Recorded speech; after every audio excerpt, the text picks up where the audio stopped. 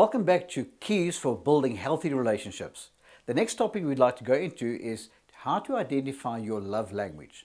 That the author of this is Dr. Gary Chapman, and it's called the 5 Love Languages. He gave us permission to talk on this because when it comes to love, everybody in the world needs to understand how to apply the 5 love languages. Because when it comes to love languages, it's all about how do I say I love you? But if there's no action, how would people receive it? Because you see, sometimes when you talk about the 5 love languages, it's like a language. If I stood next to you and I said to you all of a sudden, Guten Tag, wie geht's? Bist du wohl? And you'll go to me, excuse me, what language is that? Well, when I speak German and I just said, hello, good day, how are you? Are you well? If I said that to you in German but you can't speak German, it's a dialect that doesn't make sense to you. So here's the truth. Unless if I speak English to you, if you converse in English, it's the only way you're going to understand. We need to make sure that the dialect that you're speaking in is understandable. Sadly, I can tell you one thing, even the English language of in itself. I come from South Africa and I have got my kids and my grandkids living in the UK. Would you believe me if I tell you that the English that we speak in our country and the English that they speak over there are 2 different languages? Because the dialect is so difficult to understand. I mean, they don't say mommy, they say mame, and I'm like, excuse me? They have a total different dialect. Now, when it comes to love, it's exactly the same thing. You and I sometimes converse with our partner in such a way that we just don't understand them. And we actually move and live past each other.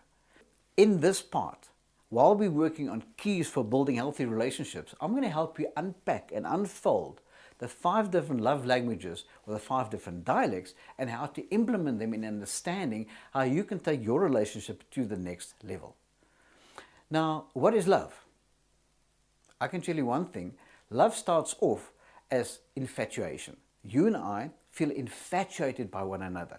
I mean, when you see him, your heart just flutters. When he just touches your shoulder, you go like, woo, something happens. But the truth is, infatuation only lasts for a small while and then it bears off. Because we are human beings, because infatuation comes to a point when it does make place now for love. How long does that take? Well, the longest infatuation normally lasts is about 18 months. And then you get to the test. Will you choose to love? Because loving is a choice. But when it comes to that love, it's actually experienced in different ways. It's felt in different ways. It's communicated in different ways. And here's the truth. You normally speak the language that you so desire. That is true. Because you naturally default to who you are. But when it comes to speaking love to other people, you need to be able to express your love in a way that is acceptable to them. So here's the challenge. Do you truly want to move to a place of having a more healthy relationship? Well, here's the one key that's going to unlock that. How to apply that love language in such a way that they literally can understand it. Because love is emotional. Love includes feeling. Love includes passion. But sometimes the way that we communicate it, it comes out totally different. The first way we're going to express this is words of affirmation. Now, when we talk about words of affirmation, it can mean a few things. Number 1, verbal compliments. Words of affirmation says, you give me a compliment in such a way that I feel better about myself. A verbal compliment that you look good in that dress. It's exciting to be with you today. Wow, you always inspire me. Those people will feed off a word of affirmation in terms of a verbal compliment.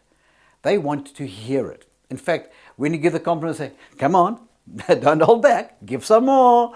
Okay, because they love verbal compliments. They also like kind words. When you speak kind words, you say to them, nice. Oh, that was gentle. Oh, that was subtle. They enjoy when you just use kind words to help them understand it. What about encouraging words? What does the word encourage mean? Encourage is putting courage into. So when you're putting courage into a person by your words of affirmation, they feel they can slay a dragon. They feel they can conquer the world because they feel better about themselves. So you have encouraging words. And then the last kind of type in terms of words of affirmation is what I call indirect words of affirmation. What is that? That means your partner's not with you. but you are so enthralled by your partner that you actually tell other people, you know that a week ago my wife said the following or did the following, and I was so pleased. And that person goes and tells them at a different occasion, say, guess what your husband said about you? He actually was really raving about you, speaking about how fantastic the food was, how great you were, the clients that were there on the day, and he was just giving us the talk about how wonderful you are. Those indirect words of affirmation sometimes means more to that individual. Why? It comes via. So there you have it. In terms of understanding the 5 love languages, the first love language is words of affirmation. Now we're going to move to the next one, and that is quality time. Now quality time has got 2 avenues, quality conversation and quality activity. But through which ambit do you want to see it? Well, it's saying that quality is, I want you to be present, be it in the present in the physical sense, be it in the conversational sense. Many people sit in a restaurant today, and you know what? They are not connecting. What's the difference between a youngly married couple, newlyweds, and people who've been married a few years? Well, they normally say that the couple sitting and equating and talking and communicating is the sort of newlywed, and those who are staring and looking at the ceiling and not connecting, well, that's a dead giveaway. They've been together for a while, but what they have not mastered is the art of connection.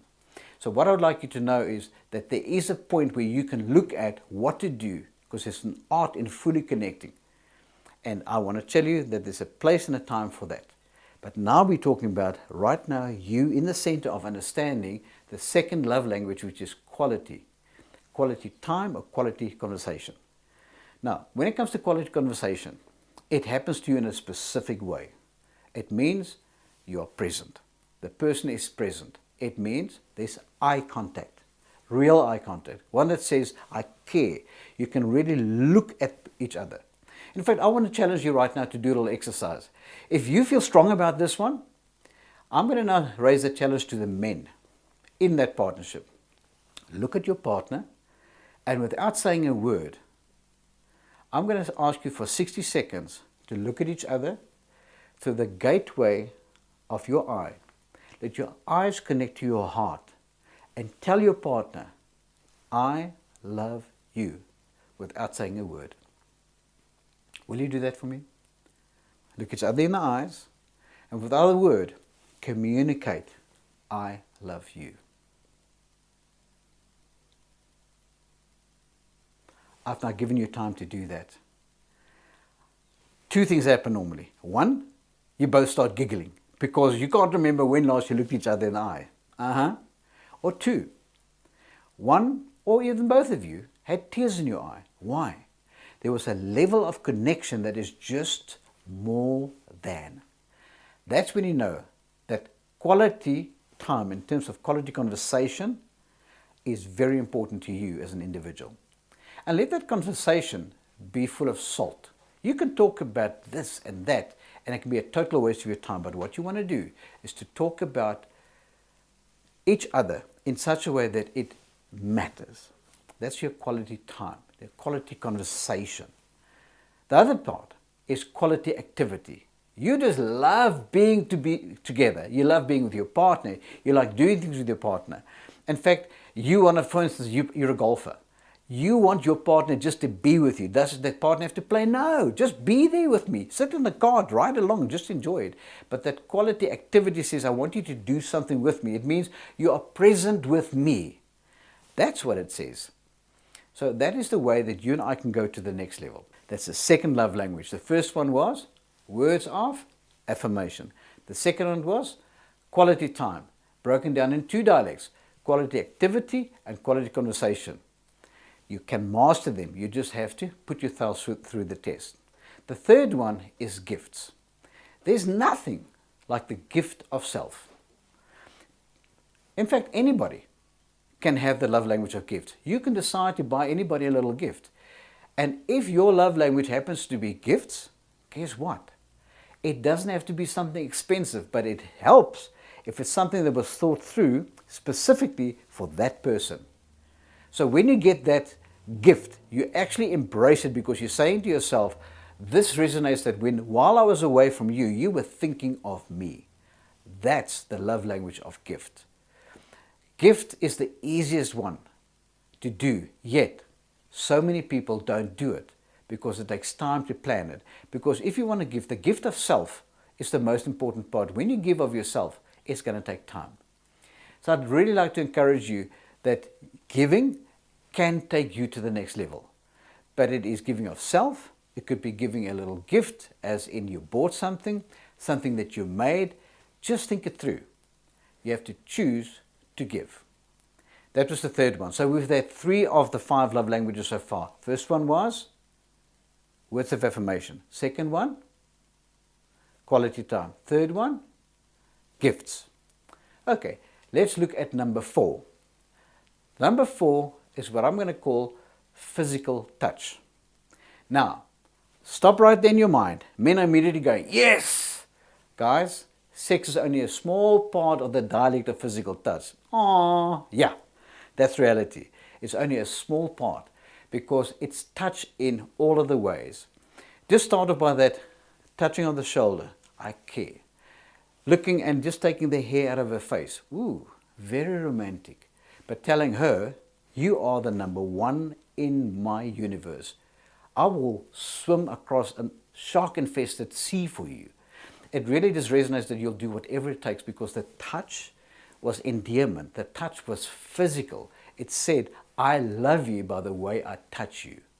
And yes, sex is a part of the dialect, but it's not the be-all and end-all. It's the way that you sit next to each other, the way that you embrace each other, the way that you touch the face, the way that you literally touch their heart through your physical actions. So that was the 4th love language, physical touch. So what is the last one? Acts of service. This is the 5th and the last one of the love languages. One that is very difficult to sometimes speak, but easier to understand. Why? Because you will be receiving it all the time, because other people will act around you and serve you, and in that way fill your love tank. Now, an example of that would be if the husband hates to throw out the garbage can. If just every now and then the wife summons the son and say, please go and empty the garbage, he'll go, yes, and feel loved. Because acts of service is something that you do to illustrate your love for that person. Just imagine getting to your lunchbox and there's a little note that says, I was thinking about you. Thank you for everything that you do for us as a family. Now, that appreciation goes with acts of service. So this last dialect of this 5 language that we have really can make a difference. You must choose what you want to do. So let's go through the 5 love languages and then you will discern what to do with them. The first one was words of affirmation. The second one, quality time. Then gifts. Then physical touch. And the last one, acts of service. So what do you now do now that you know of all 5 of these? You want to embrace all of them, because remember, most of us speak all of them sometime. But mostly we seem to default to 2 of them that would be more, I'd say, where the emphasis will lie. So you're going to have to judge yourself and say, what do you think are your 2 main love languages? It's very easy. Just think of what you naturally do, because the key is you normally speak the language that you so desire. In other words, if you're always serving other people, doing little things for them, making them a cup of coffee, offering, are they comfortable, asking them how they feel, well, that could be an indication that acts of service could be your love language. So what you want to do is determine your 2. The next step is, then you ask your partner, what do you think your 2 love languages are? The ones that you believe that you will respond or react to most. And in that way, it becomes a next level discussion of practical application. You want to apply now what you know. Because here's the truth. If you love someone, you'll go out of your way to make them feel loved. Because love is about a decision. You can say that you love somebody, but if you act in love, it is so much more effective. So wrapping up the 5 love languages, I would like to invite you. Embrace the top 2 of who you are. Communicate that to your partner. And then See what a difference that makes in your relationship. Because remember, we're busy with keys for building a healthy relationship, and one of those being expressing your love through the 5 love languages will absolutely transform your relationship. Do your best. It's worth it.